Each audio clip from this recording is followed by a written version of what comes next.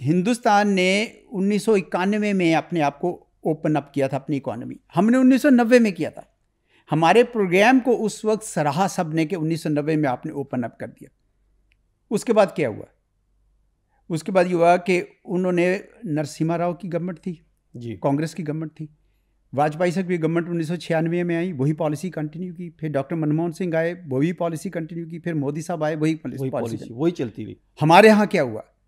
हर 2.5 साल 2 साल के बाद एक गवर्नमेंट हटती, पहले बेनज़ीर साहिबा की, फिर नवाज शरीफ साहब की, फिर बेनज़ीर। तो हमने बहुत वक्त ज़ाया कर दिया। मैं इस बात का पे मेरा ईमान है कि पाकिस्तान की कौम के अंदर हर वो जौहर है जो इसको बुलंदियों तक पहुंचा सकता है। और हमने 1960 1950 की दहाई में देखा कि मुश्किलात के बावजूद हम डार्लिंग ऑफ द वर्ल्ड बन गए थे कि भाई यार इससे बड़ा ज़बरदस्त मुल्क कोई नहीं। और आज भी हमारे मतलब ये बातें हो रही थी। तो मैं ये कहूँगा कि पाकिस्तान के लिए वो जो साजिश की गई सिविल मिलिट्री डिवाइड की, उसने हमें नुकसान पहुँचाया।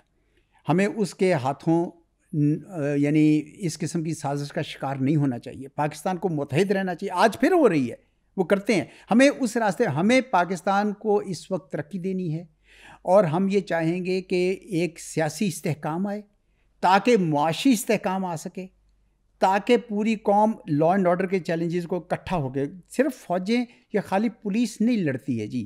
क्या पहलगाम वाक़े के बाद जो इतलात आ रही हैं कि बैकडोर कोई मुज़ाकरात हो रहे हैं अमेरिका की मुदाखलत के बाद, क्योंकि अमेरिका ने तो बिल्कुल कैटेगोरिकली कह दिया कि पाकिस्तान और भारत दोनों के दरमियान हम किसी के ख़िलाफ़ नहीं जा सकते। उन्होंने जो भारत ये चाह रहा था कि शायद उनके डिप्टी प्रेसिडेंट यहाँ पर हैं तो पता नहीं क्या एक महाज बन जाएगा, जो एक पूरा उन्होंने पूरी एक लॉबी जो आगाज़ किया, क्या उसके बाद अमेरिका की मुदाखलत के बाद या उसके इस बयान के बाद आप समझते हैं कि कहीं ना कहीं बैकडोर के मुज़ाकरात का चैनल ओपन हुआ है और आइंदा चंद महीनों के बाद ये पोजीशन कहाँ पे जाके रुकेगी?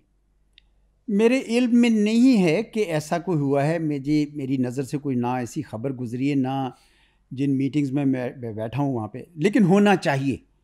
मैं हमेशा से बैक चैनल डिप्लोमेसी का कायल रहा हूँ। जो बातें फ्रंट चैनल पे आप नहीं कह सकते, बैक चैनल पे कह सकते हैं।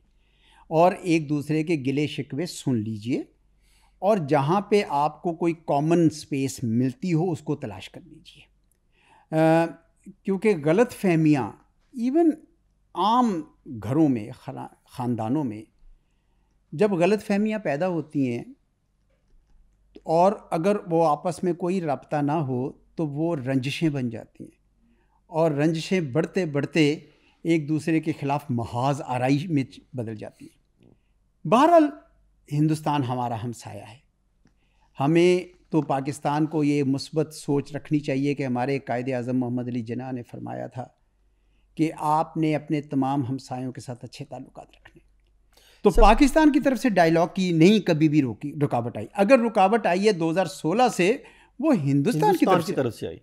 अभी भी उनका जो एडवाइजरी बोर्ड बना है जिसमें अगर आप देखें तो सारे उन्होंने सिविल के बंदे उन्होंने शामिल किए हैं और बल्कि रॉ के जो पिछले चीफ थे उसको भी शामिल किया गया। इसका मतलब तो वो तो मोदी साहब तो आप खुद अपनी वो लेने नहीं चाह रहे। मोदी तो बिल्कुल उससे निकल आया कि अगर कुछ गलत होता है तो अपनी फौज पे डालें। उनके फौज पहले ही वो रिजाइन दे रहे हैं, उनसे रिजाइन लिए जा रहे हैं। सर ये हकीकत में देखा जाए तो भारत जिस तरीके से इंसानी हकूक़ की पामाली कर रहा है और झूठे ड्रामे, उड़ी हमला हो, पहलगाम वाक़या हो, दीगर मामलात हो, इस सारे तनाजुर में पूरी दुनिया इन मामलात से आगाह है। इसके बावजूद वो हमसे ज़्यादा आलमी सतह पर उनको सपोर्ट क्यों करते हैं? देखिए, एक तो साइज़ का फ़र्क है। वो 1.4 बिलियन लोग हैं, उनके पास ज़्यादा माउथ पीसेस हैं मुख्तलिफ़ जगहों पर। दूसरा, आजकल उनकी जो इक़्तिसाद है वो अच्छी चल रही है, वो एक बड़ी मंडी है। तो क्या दोस्त क्या दुश्मन सब उनके साथ कारोबार करना चाहते हैं। तीसरा ये है कि उन्होंने मीडिया की अगर मैं बात करूं तो बहुत सारे अंग्रेज़ी के चैनल बना लिए जी, मिलियंस में उनके सब्सक्राइबर्स हैं। उनके बहुत सारे थिंक टैंक्स अमेरिका के थिंक टैंक्स के साथ जुड़े हुए हैं, बल्कि उनकी कुछ ब्रांचेस हिंदुस्तान के अंदर खुली हुई हैं। तो बयानिए की जंग में वो हमसे काफ़ी आगे हैं। इस वजह से उनकी ज़रा ज़्यादा सुनी जाती है, ये सारी वजूहात की वजह से। मैं ये समझता हूँ कि पाकिस्तान भी कोई छोटी मंडी नहीं है। 240 मिलियन का मुल्क है। अगर हम थोड़ा स्टेबल हों, हमारी इक़्तिसाद थोड़ा टेक ऑफ करे, जिसके अब कुछ आसार लग रहे हैं, तो मैं आपको बताऊं कि एकदम से दुनिया आएगी। क्योंकि खुदा ताला ने कौन सी ऐसी दौलत है जो हमारे मुल्क को नहीं दी। सही कह रहे हैं। ये ज़बरदस्त पहाड़, ये मिनरल से बड़े पहाड़, ये ज़बरदस्त दरिया, जिनको अब हिंदुस्तान कोशिश कर रहा है कि ख़राबी करे, लेकिन दरिया बहुत मौजूद है।